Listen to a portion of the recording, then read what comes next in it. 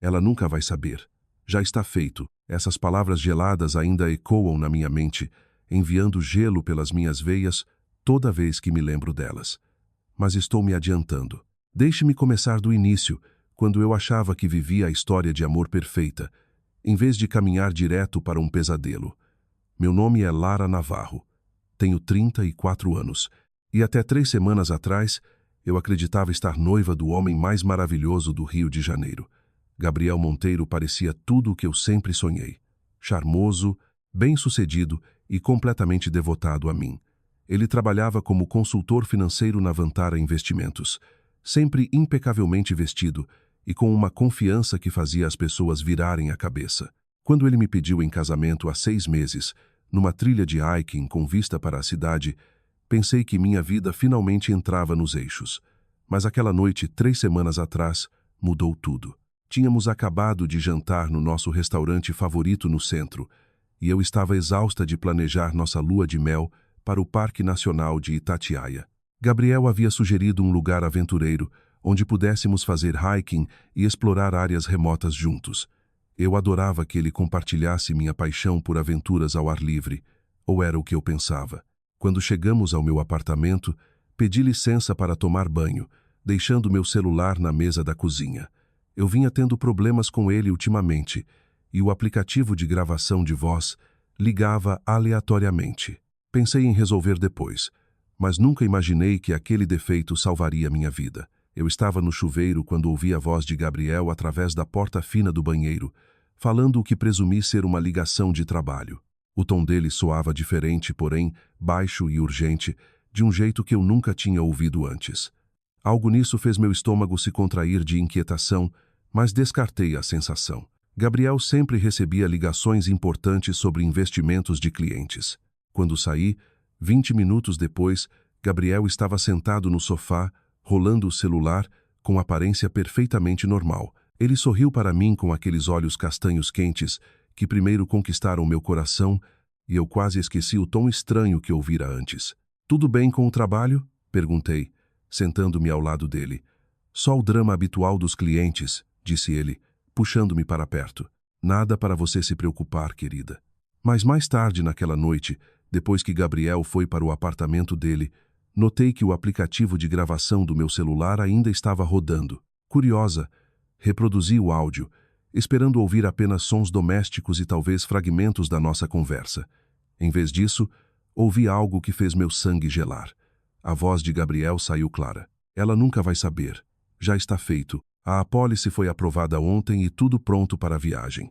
Minhas mãos começaram a tremer quando percebi que ele falava com alguém enquanto eu tomava banho, completamente alheia ao fato de que meu celular capturava cada palavra. Passei a noite inteira reproduzindo aquela gravação, tentando entender o que ouvira.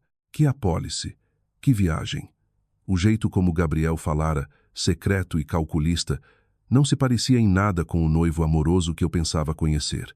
Eu havia conhecido Gabriel 18 meses antes, num café perto do meu escritório, onde trabalho como coordenadora de marketing na Globaliza. Ele se aproximara com um calor genuíno, perguntando sobre o livro que eu lia e conseguindo me fazer rir apesar da minha timidez habitual com estranhos. Nosso relacionamento havia se desenvolvido lindamente, ou era o que eu acreditava. Gabriel era atencioso e romântico, sempre planejando encontros pensados e lembrando pequenos detalhes sobre minhas preferências. Ele parecia genuinamente interessado na minha paixão por hiking e escalada, algo que eu cultivava desde a faculdade. Na verdade, ele me incentivara a praticar atividades ainda mais aventureiras, sugerindo que tentássemos escalada em montanhas e explorássemos áreas selvagens remotas juntos. Olhando agora, percebo como ele cultivou minha confiança com cuidado. Ele conhecera meus pais, encantara meus amigos e se integrara à minha vida de forma tão natural que todos o adoravam. Minha mãe vivia dizendo como eu era sortuda por encontrar um parceiro tão devotado. Minha melhor amiga, Jennifer, até dissera que invejava o quanto Gabriel parecia protetor e carinhoso. Mas, enquanto eu estava sentada na sala escura reproduzindo aquelas palavras geladas sem parar, as peças formavam um quadro horrível. 3 meses atrás, Gabriel sugerira aumentarmos nossa cobertura de seguro de vida antes do casamento. Ele explicara que era prática padrão para casais noivos, especialmente porque ambos levávamos estilos de vida ativos com alguns riscos inerentes. A conversa parecera tão prática e madura na época. Lembrei como ele insistira em cuidar de toda a papelada, dizendo que entendia as apólices melhor que eu por causa da formação financeira dele. Eu assinara todos os documentos que ele trouxera, confiando nele completamente. Afinal, por que não confiaria no homem com quem planejava me casar? Aquelas conversas aparentemente inocentes ganhavam um significado sinistro agora. O jeito como ele pressionara por valores mais altos de cobertura, a insistência em nos nomearmos beneficiários principais, a sugestão de que ambos tivéssemos apólices de pelo menos R$ 500 mil. Tudo parecia calculado, não carinhoso. Pensei na nossa lua de mel planejada para o Parque Nacional de Itatiaia, especificamente para áreas conhecidas por trilhas desafiadoras e locais remotos. Gabriel fora taxativo em escolher um lugar fora dos roteiros turísticos, onde pudéssemos ter aventuras reais longe das multidões. Ele pesquisara as trilhas mais isoladas, com penhascos íngremes e terreno perigoso. Meu estômago revirou quando percebi que talvez estivesse planejando meu próprio assassinato disfarçado de escapada romântica. A gravação continuou com fragmentos que eu não notara da primeira vez. O local é perfeito, sem testemunhas por quilômetros. Faça parecer completamente natural. A voz de Gabriel ficou mais fraca, mas as implicações eram claras o suficiente para me deixar fisicamente enjoada. Eu precisava de ajuda, e precisava rápido. Na manhã seguinte, liguei avisando que estava doente no trabalho e passei horas pesquisando investigadores particulares no Rio de Janeiro. Sabia que não podia ir à polícia só com uma gravação fragmentada e minhas suspeitas. Precisava de evidências concretas. Depois de ler dezenas de avaliações e depoimentos, escolhi a detetive Carla Mendes, uma ex-policial que se especializava em fraudes de seguro e casos domésticos. A detetive Mendes concordou em me encontrar naquela tarde num pequeno café do outro lado da cidade do meu escritório. Ela era uma mulher na casa dos 50 anos, com olhos cinzentos afiados e um jeito direto que me tranquilizou imediatamente. Reproduzi a gravação para ela, vendo sua expressão ficar cada vez mais séria enquanto ouvia. Isso é definitivamente suspeito, disse ela quando o áudio terminou, mas vamos precisar de muito mais que isso para construir um caso. Conte-me tudo o que sabe sobre o passado de Gabriel, finanças dele, relacionamentos anteriores. Enquanto eu falava, percebi o quanto eu realmente sabia pouco sobre o passado de Gabriel. Ele me contara que já fora noivo uma vez de uma mulher chamada Catarina Mendes, que morrera num acidente de hiking 2 anos antes. Na época, senti pena pela perda dele e admirei como ele conseguira abrir o coração para o amor novamente apesar da tragédia. Agora, aquela história ganhava um significado muito mais sombrio.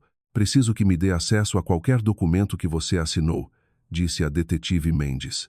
Apólices de seguro, formulários de beneficiários, qualquer coisa relacionada às suas finanças ou bens. Também quero fazer uma verificação completa de antecedentes de Gabriel Monteiro, incluindo relacionamentos anteriores e quaisquer reclamações de seguro que ele possa ter feito. Quanto tempo vai levar? Perguntei, com a voz quase firme. Me dê uma semana para a investigação inicial. Enquanto isso, haja completamente normal. Não deixe ele perceber que você suspeita de algo. Consegue fazer isso? Assenti. Embora a ideia de fingir que tudo estava bem enquanto convivia com um possível assassino me deixasse enjoada.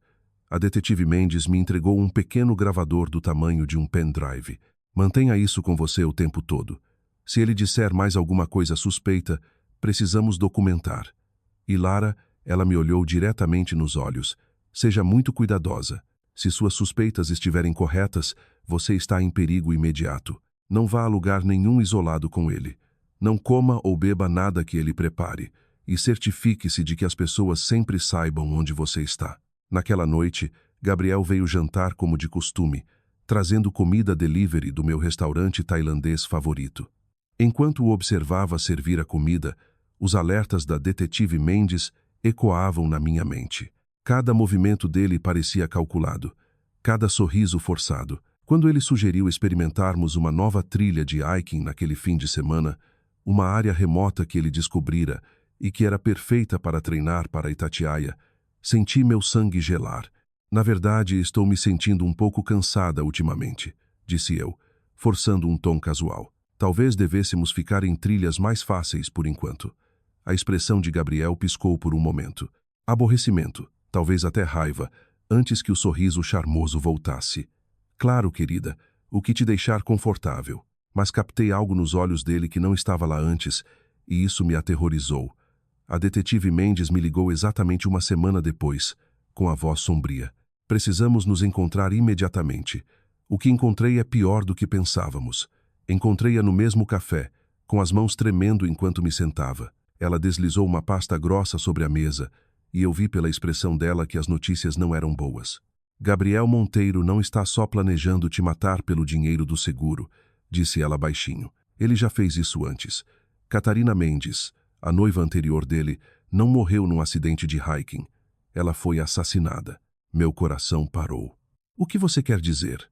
Puxei os relatórios policiais da morte dela.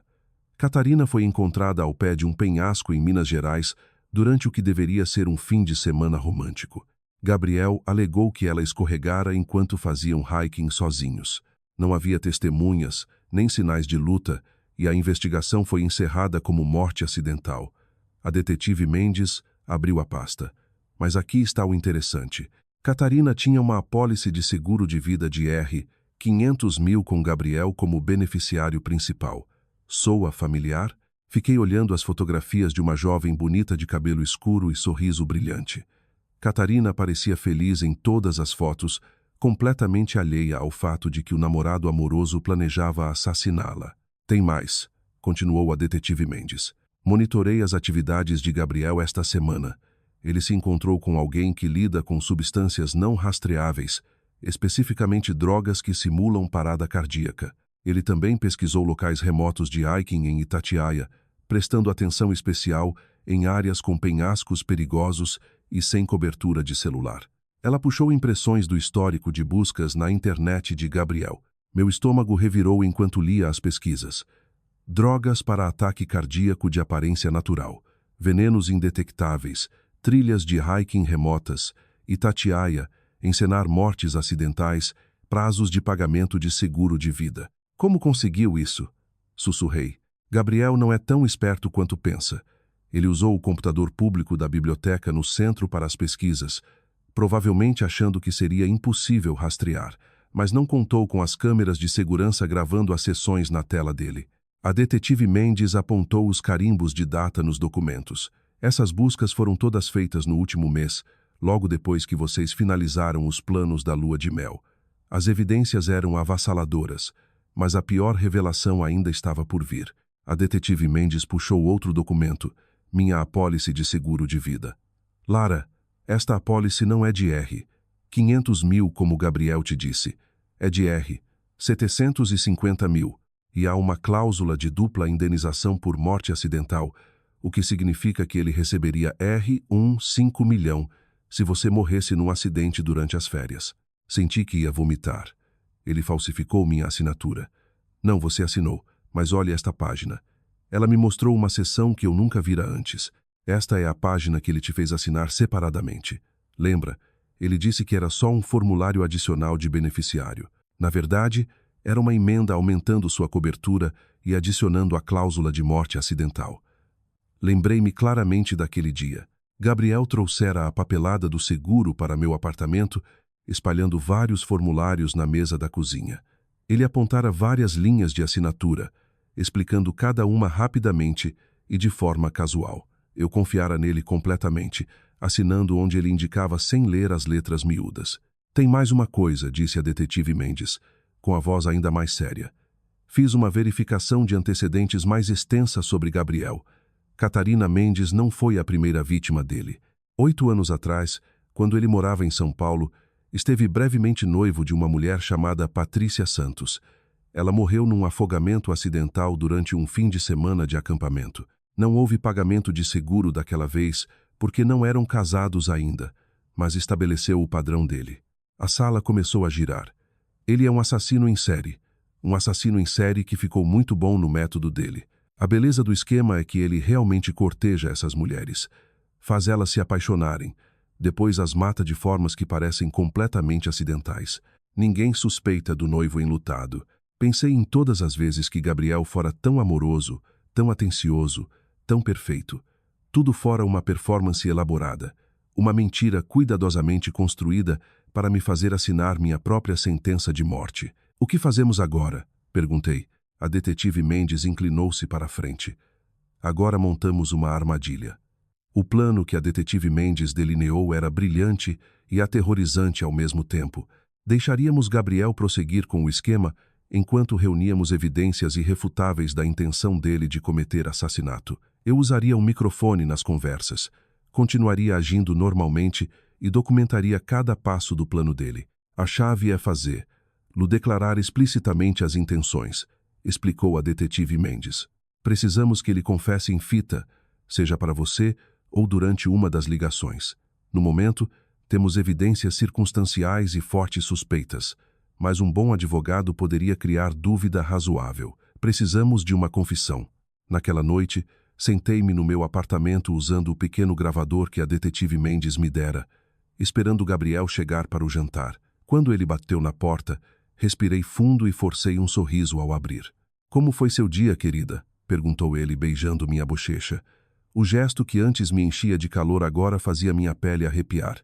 "Bom, mas estive pensando na nossa lua de mel", disse eu, seguindo o roteiro que a detetive Mendes e eu praticamos. "Estou ficando nervosa com algumas daquelas trilhas que você escolheu. Talvez devêssemos escolher umas mais fáceis." A expressão de Gabriel se apertou quase imperceptivelmente. "Lara, já conversamos sobre isso. Você precisa se forçar para fora da zona de conforto. Essas trilhas vão ser incríveis e estarei bem ao seu lado. Mas e se algo acontecer? E se um de nós se machucar numa área tão remota?" "Nada vai acontecer", disse Gabriel com firmeza. "Pesquisei cada detalhe. Sei exatamente o que estou fazendo." O jeito como ele disse aquilo com tanta certeza fria enviou arrepios pela minha espinha. Durante a hora seguinte, direcionei cuidadosamente nossa conversa para as apólices de seguro, expressando preocupações sobre os valores de cobertura e pedindo que ele explicasse os termos novamente. "Você não precisa se preocupar com nada disso", disse Gabriel, com a paciência claramente se esgotando. "Cuidei de tudo. As apólices estão perfeitas, e se algo algum dia acontecesse a um de nós, o outro ficaria bem cuidado." "Mas R$ 750 mil parece tanto", insisti. "Tem certeza de que precisamos de tanta cobertura?" Gabriel ficou muito imóvel. "O que você disse?" Meu coração martelava contra as costelas. Eu cometera um erro. Não era para eu saber o valor real. Pensei que você tivesse dito 750 mil. "Não, Lara. Eu te disse 500 mil. De onde tirou esse número?" "Pense rápido", disse a mim mesma. "Devo ter me lembrado errado. O agente do seguro mencionou valores diferentes quando ligou na semana passada e eu me confundi." Gabriel relaxou um pouco, mas eu podia vê-lo estudando meu rosto com cuidado. "Que agente do seguro? Ninguém deveria te ligar diretamente." "Foi só uma ligação de acompanhamento de rotina", disse eu, tentando soar casual. "Nada importante." Mas eu podia dizer que Gabriel não acreditou em mim. Pelo resto da noite, ele ficou mais quieto que o normal, me observando com aqueles olhos calculistas. Quando saiu naquela noite, ele me deu um beijo de despedida. Mas havia algo diferente nele. Algo final, como se já estivesse lamentando minha morte. Depois que ele saiu, liguei imediatamente para a detetive Mendes. "Ele está ficando desconfiado", contei. "Acho que cometi um erro." "Não entre em pânico", disse ela. "Esperávamos que isso pudesse acontecer.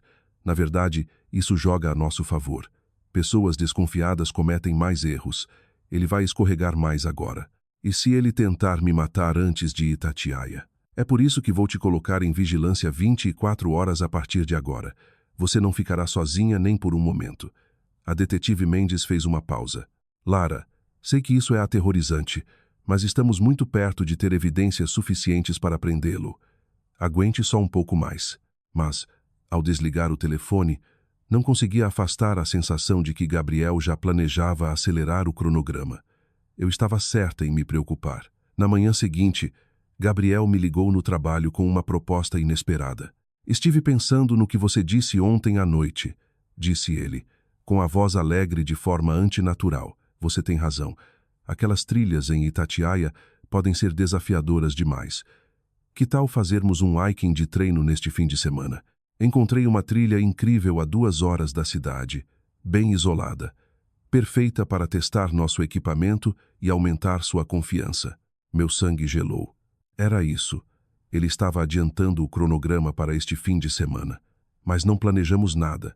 Às vezes as melhores aventuras são espontâneas, disse Gabriel. Já verifiquei o tempo. Vai estar perfeito. Podemos sair cedo no sábado de manhã, fazer um dia inteiro. Só você e eu na natureza como sempre sonhamos. Forcei entusiasmo na voz. Parece maravilhoso. Onde exatamente fica essa trilha? Chama-se Trilha da Águia, bem remota. Quase ninguém vai lá. Encontrei num fórum de hiking. As vistas devem ser incríveis. Ele fez uma pausa. Lara, acho que esta viagem pode ser realmente especial para nós.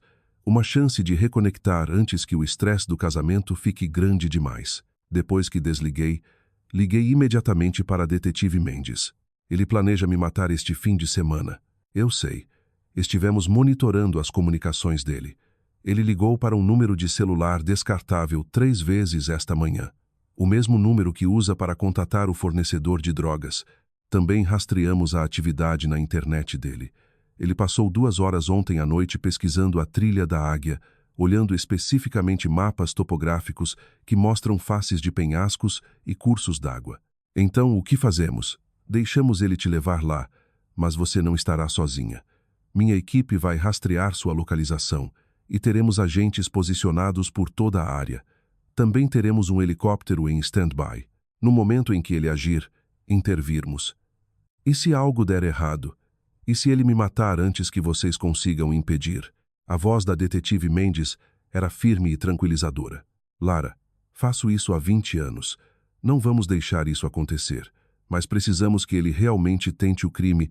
No momento, só temos conspiração e fraude de seguro. Precisamos pegá-lo no ato. Naquela noite, Gabriel veio me ajudar a preparar para a trilha.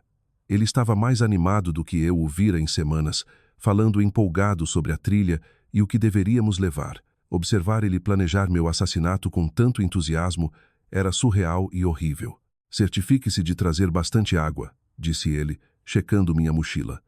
E estas barras de energia que peguei, elas são ótimas para resistência em hikes longos. Notei que ele mantinha as barras de energia numa bolsa separada, alegando querer me surpreender com elas durante o hiking. A detetive Mendes me alertara que ele provavelmente tentaria drogar minha comida para me desorientar antes de me empurrar de um penhasco. Mal posso esperar, disse eu, forçando um sorriso. Vai ser bom sair de tudo. Sim, concordou Gabriel. E algo no tom dele me fez olhar para cima. Os olhos dele tinham aquele olhar frio e calculista novamente. Vai ser perfeito. Só nós dois, completamente sozinhos. Naquela noite, mal dormi.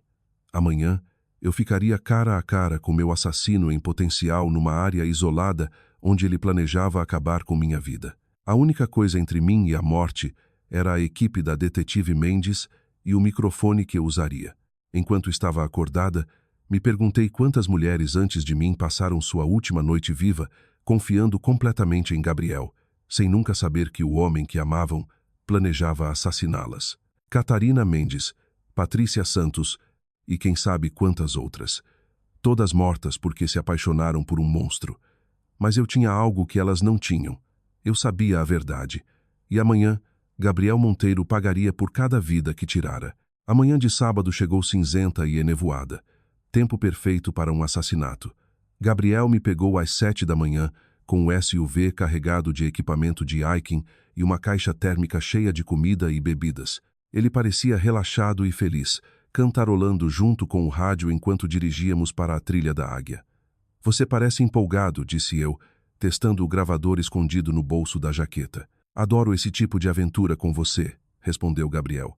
Hoje vai ser realmente especial, Lara. Um dia que nunca vamos esquecer.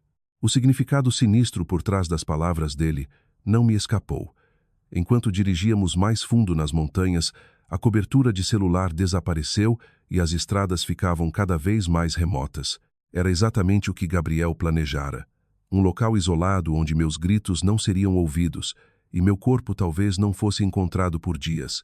Quando chegamos ao início da trilha, Gabriel estava incomumente solícito, insistindo em carregar minha mochila e checando minhas botas de hiking várias vezes. Precisamos garantir que você esteja completamente segura lá fora, disse ele com aparente preocupação. Nunca me perdoaria se algo acontecesse com você. A trilha era ainda mais isolada do que eu imaginara. Caminhamos por 2 horas sem ver outra alma, subindo constantemente pela floresta densa em direção ao que Gabriel dizia serem vistas incríveis de penhascos. Cada passo nos levava mais longe da civilização e mais perto do lugar onde ele planejava me matar. Vamos fazer uma pausa, sugeriu Gabriel quando chegamos a uma clareira. Você deve estar cansada. Ele puxou as barras de energia pelas quais estava tão empolgado, oferecendo-me uma com um sorriso encorajador.